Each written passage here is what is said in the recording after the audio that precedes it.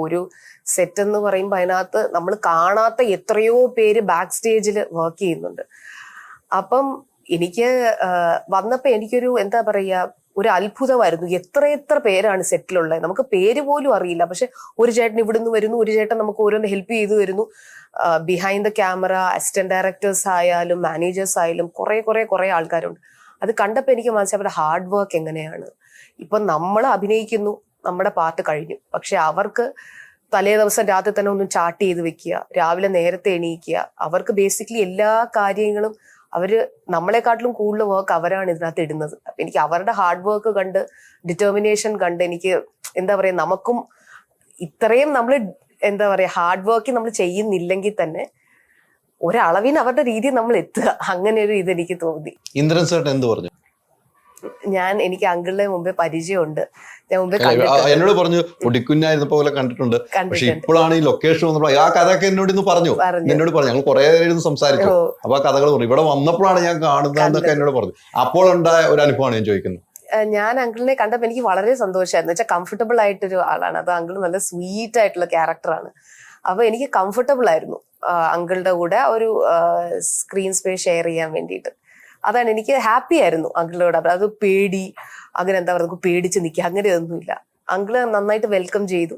മോള് പാ, നമുക്ക് ഇതൊക്കെയാണ് ഇന്നത്തെ സീൻ, ഇതാണെന്ന് അങ്കിളും എനിക്ക് ഓരോന്ന് പറഞ്ഞു തന്നു. ഇനിയിപ്പോ അഭിനയത്തിലേക്ക് തന്നെയാണല്ലോ ദൈവാനുഗ്രഹം കൊണ്ട് നമ്മൾ വരാൻ പോകുന്നത്. ഇനി നമുക്ക് അഭിനയിക്കണമെന്ന് വെച്ചാൽ കൽപ്പന ചേച്ചിമാരെല്ലാരും അമ്മമാരെല്ലാരും അഭിനയിച്ച കുറേ സീനുകളുണ്ട് അല്ലെ, നമ്മുടെ മനസ്സിലുണ്ട്. അത്തരം ഒരു സീനുകൾ എനിക്കിനി ചെയ്താൽ കൊള്ളാം, എനിക്ക് ചെയ്താൽ ചേരുമെന്ന് ചിന്തിച്ച സീനുകളുണ്ടോ, കഥാപാത്രങ്ങൾ?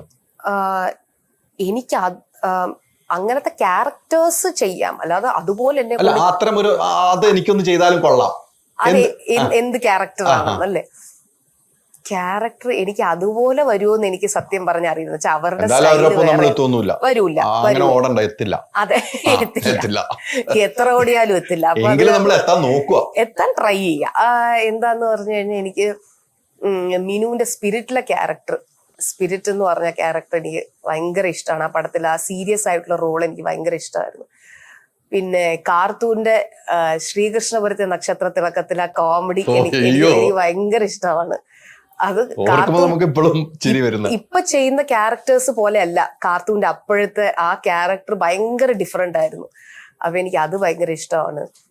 പൊടിയമ്മയുടെ ക്യാരക്ടർ ഭരതത്തിലൊക്കെ ഉള്ള ആ ഒരു സീരിയസ് ക്യാരക്ടേഴ്സ് ആണ് കൂടുതൽ എനിക്ക് ഇഷ്ടം. മൂന്ന് വെറൈറ്റിയാണ് പിടിച്ചിരിക്കുന്നത് നമ്മളല്ലേ. അത് മൂന്നും ഭയങ്കര സെലക്ഷൻ ആട്ടോ, ഗംഭീര സെലക്ഷൻ ആണ് ചെയ്തിരിക്കുന്നത്. നമ്മൾ അഭിനയിക്കുന്നത് ഇപ്പൊ കുറെ ന്യൂജൻ ആളുകൾ ഒത്തിരി പേര് സിനിമകൾ കാണുമ്പോൾ നമുക്ക് അവരുടെ ഒരു പെയർ എന്ന നിലയിലേക്ക് സെലക്ട് ചെയ്യണേ, ആരെ സെലക്ട് ചെയ്യും? മെയിൽ ആക്ടേഴ്സില് ഐ മീൻ എല്ലാരും വളരെ എക്സ്പീരിയൻസ് ഉള്ള, എന്താ പറയാ, തീർച്ചയായിട്ടും ഞാൻ I look up to them, അങ്ങനെ വേണം എനിക്ക് പറയാൻ. എന്ന് വെച്ചാൽ എനിക്ക് ഫസ്റ്റ് ഞാൻ വരികയാണെങ്കിൽ എനിക്ക് സത്യം പറഞ്ഞ പേടിയാണ് അവരോടൊക്കെ അഭിനയിക്കാൻ, അവരുടെ എക്സ്പീരിയൻസ് കാരണം. പക്ഷെ എനിക്ക് ആഗ്രഹമുള്ള ആളെന്ന് പറയുമ്പോൾ എനിക്ക് ഫഹദ് ഫാസിൽ സാറിനെ എനിക്ക് ഇഷ്ടമാണ്.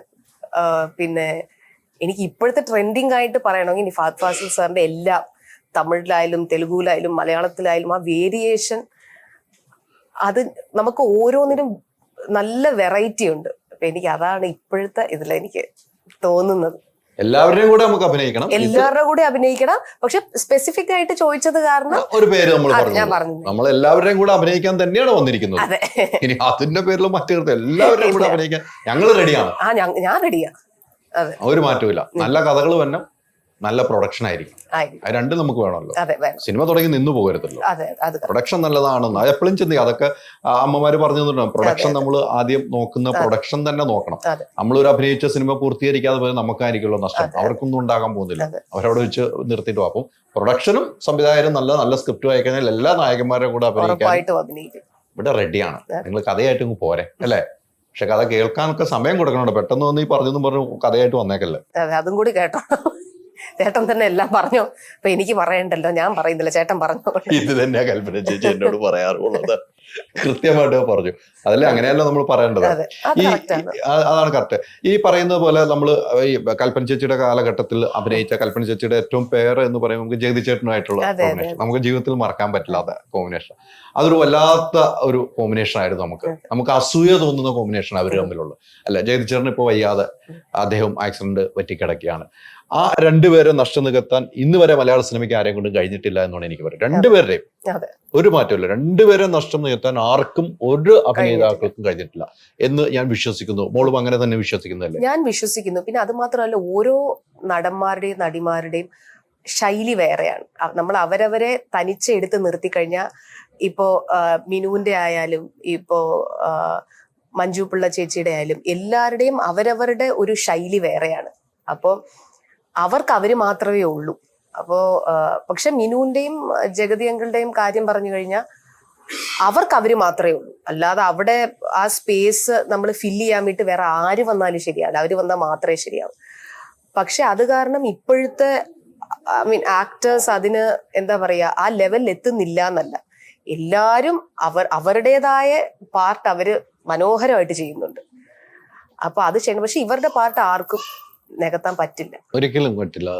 സത്യസമയം ഇവരുടെ കോമ്പിനേഷൻ, ഇപ്പൊ ഞാൻ പറഞ്ഞ പോലെ ജഗതി ചേട്ടനെയും കൽപ്പന ചേച്ചിയും കോമ്പിനേഷൻ ഒത്തിരി സിനിമകളുണ്ട്. അവര് തമ്മിലെ കോമ്പിനേഷൻ വർക്ക്ഔട്ട് ചെയ്ത് മോക്ക് ഏറ്റവും ഇഷ്ടപ്പെട്ട് ചിരിക്കപ്പെട്ട സിനിമ ഏതായിരിക്കും? എനിക്ക് CID ഉണ്ണികൃഷ്ണൻ എനിക്ക് വളരെ ഇഷ്ടമാണ്. പിന്നെ പിടക്കോഴി കൂവുന്ന നൂറ്റാണ്ടിൽ ചിരിച്ച് എനിക്ക് അതാണ് ഏറ്റവും, എനിക്ക് ആദ്യം തന്നെ ആലോചിക്കുമ്പോൾ എനിക്ക് അതാണ് എൻ്റെ മനസ്സിൽ വരുന്നത്. എന്തോ അതിനകത്തൊരു നല്ല ഒരു കെമിസ്ട്രി ഉണ്ട് അവർക്ക് ഉള്ളില്. അപ്പം കുറെ സിനിമകളുണ്ട്. പക്ഷെ എനിക്ക് ആദ്യം വന്ന പിടക്കോഴി കൂവുന്ന നൂറ്റാണ്ടാണ്. ആ സിനിമ വല്ലാത്തൊരു സിനിമയാണ്. നമുക്ക് എത്ര കണ്ടാലും മടുക്കില്ല ആ പടം. അതൊക്കെ ടിവിയിൽ ഒരു ഇപ്പോഴും ഇരുന്ന് കാണാൻ ചിരിക്കാനും ആളുകളുണ്ടാവും. അത് ഉറപ്പാണ്. അന്നത്തെ കാലഘട്ടം പോലെ അല്ല ഇപ്പോഴത്തെ കാലഘട്ടം മാറി. നമുക്ക് പെട്ടെന്ന് OTT-യിൽ സിനിമ വരുന്ന കാലമായി.